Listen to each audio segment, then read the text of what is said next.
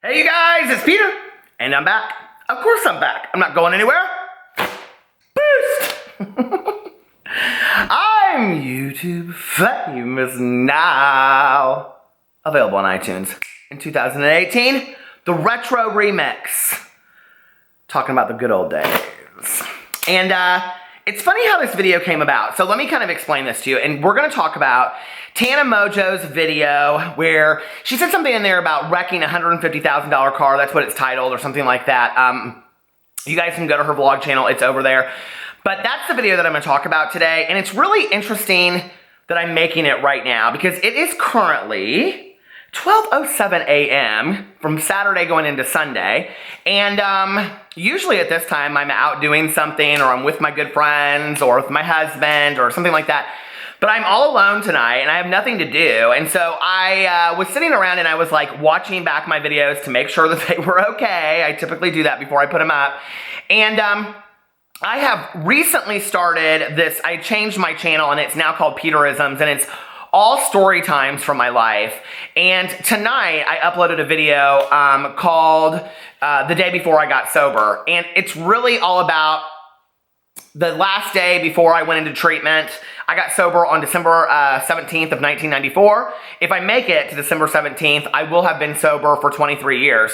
And so it was, you know, kind of a little ironic that I had made that video and then all of these people had asked me, ding-a-ling-a-ling, sham-a-lang-dang, ding-dong, how's the drama phone? This is Peter speaking. You would like me to respond to Tana Mongeau's I wrecked a $150,000 car? Okay. And you would also like me to respond to Elijah Daniels' Elton John song? Okay. So anyway, I have received, I mean, I don't even know you guys. It's like crazy. Like my direct messages on Twitter and my messages on Instagram have literally, I like the blue fan better. They have like literally gone crazy. And I hadn't watched the videos yet. I still haven't watched Elijah Daniels' music video. I mean, I would rather watch a recap of that Mariah Carey Christmas disaster that happened, like what was that, last year or the year before, over and over and over and over, before I would like to watch one of Elijah Daniels' music videos, because I think it's just junk, is what I think, honestly. He and Tana's music, I think it's junk. I think they know it's junk. I think they're trying to do whatever they can to push the envelope right now, and so we're going to talk about that, because what's really scary to me, okay, on the heels of, you know, someone that they supposedly knew or looked up to having overdosed and died, is that they continue to put out this problematic behavior. And one of the hardest things for me when I got sober, and you have to remember, I was like Elijah's age when I got sober, right? One of the things that was really hard for me was that when I got sober, all of my friends continued to do the things that they were doing. And I do think that's very typical, right? And for some reason, it was like, could you guys please learn from my mistakes? Could you please learn from all of the things that have happened to me so you don't have to go through the same things? But it was like, no, out of sight, out of mind. We don't see it. Where's Peter? He doesn't come hang out with us and party with us anymore. So, you know, but anyway, I put that video up. I will link it below. It's about my last day, you know, before I got sober. And I think if you watch the video, what you'll realize is hearing me read a post that I wrote several years ago called 18 Degrees of Insanity. I think what you'll find is that my life then is not a whole lot different than Tana and Elijah's life is like now, right? And so I just want to put that out there because I don't want it to seem like I'm judging them, because I'm not judging them. I'm concerned about them. I think it's problematic for them as well as for the people that watch their videos. When I watched her video, it has something like 90,000 views on it. It has like 8,000 likes and like 600 dislikes, right?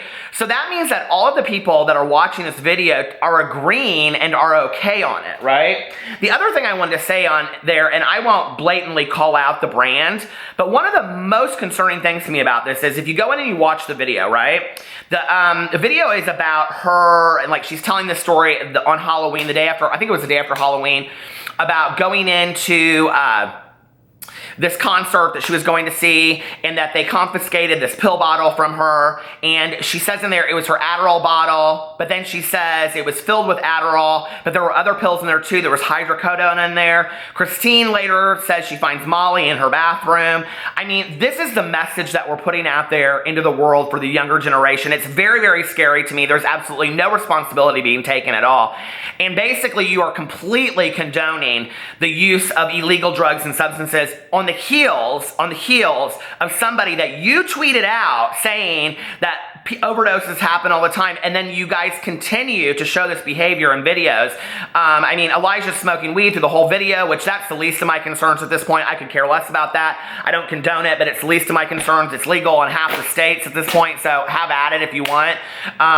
But you know, what's concerning to me is she goes in there and she says, I don't have a prescription for Adderall, but I am ADHD, but I buy it from people off the street. My Adderall dealer, when they confiscated it, there were other pills in there. There were pain pills too, because she gets tooth pain. So she's basically taking prescriptions that she's not prescribed. Okay, well, number one, that's illegal. So we're showing illegal behavior in videos and the youth that watch Tana, okay? Because I seriously do not believe that most of Tana's audience is 30-year-old women that are going to office jobs, or, you know, 35-year-old men that are raising families. I lost a fan with that one, see?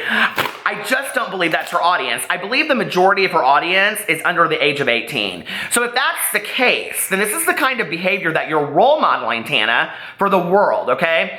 So when you sit in a video just weeks ago and you say you want to be a role model for people, okay? And you want to use your platform for good, but then you come in a video and you talk about buying drugs illegally and using Adderall that you're not currently prescribed to. I don't care if a psychiatrist 5 years ago said that you have ADHD and you need it now. Anybody that knows anything about attention deficit disorder, attention deficit hyperactive disorder knows that between the ages of 16 and 19, the diagnosis of it change and it turns into adult ADHD. So you might not actually have ADHD anymore, even if you were prescribed it several years ago, right? So that needs to be under the care of a physician, and that is the truth. Those are facts, all right? But we're putting all this information out there into the world. Apparently, her management company and her managers, these adults, have absolutely no issue with this whatsoever, and neither does a brand that sponsors this vlog. I thought that was very, very interesting. That this brand that sponsored her, this hair straightener, which I'm not going to call out the brand, y'all can go look. She puts her affiliate link below and all that kind of stuff. I think it's very, very interesting that they're sponsoring a video where she talks about rampant drug use and on and on and on. This is problematic, and this is very, very scary to me, okay? I don't think it's funny. I don't think it's drama phone worthy, although thank you guys for sending it to me. I mean, this is not, to me, a shits and giggles drama video. This is serious, okay?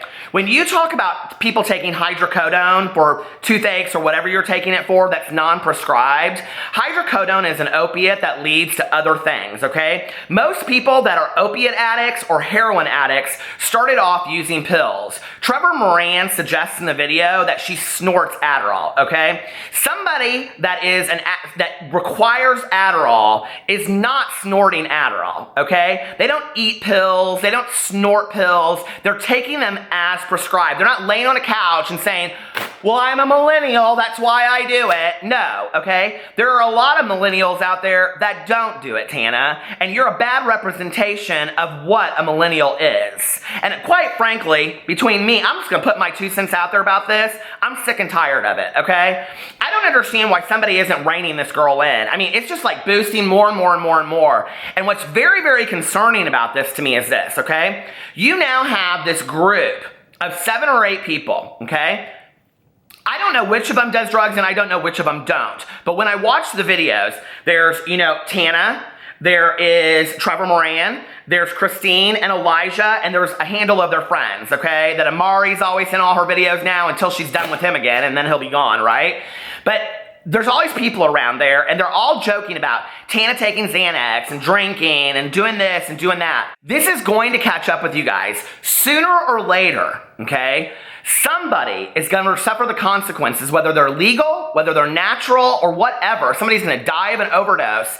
And then all over YouTube, people are going to say, this is so sad, this is so sad, she was so talented, he was so talented, this didn't have to happen. It doesn't have to happen, okay? It doesn't. I have in my life buried more than 100 people that I know because of addiction, and I can tell you not one of them planned for that to be their outcome. When is enough? When are people going to finally stand up and say, this is problematic, I don't want to be any part of this anymore? When are people going to go to Tana and say, your behavior concerns me, I'm very, very worried about you? I don't know Tana, and I'm sure she probably doesn't want to know me, but Tana, if you're listening to this video, as someone that has been there, as someone that has lived it, as someone that sees your story and feels like they're looking in a mirror, please, sweetie, get some help. You seriously, seriously need it. If you guys want to hear about how my story is similar to that, you can go check it out on my new Storytime channel. You don't have to. I will link it below. But somebody, please, shake this girl into seriousness. It is so sad to me that this is continuing to go on and that the growth is representative of we are okay with that. I love you guys, and I will see you tomorrow. Bye.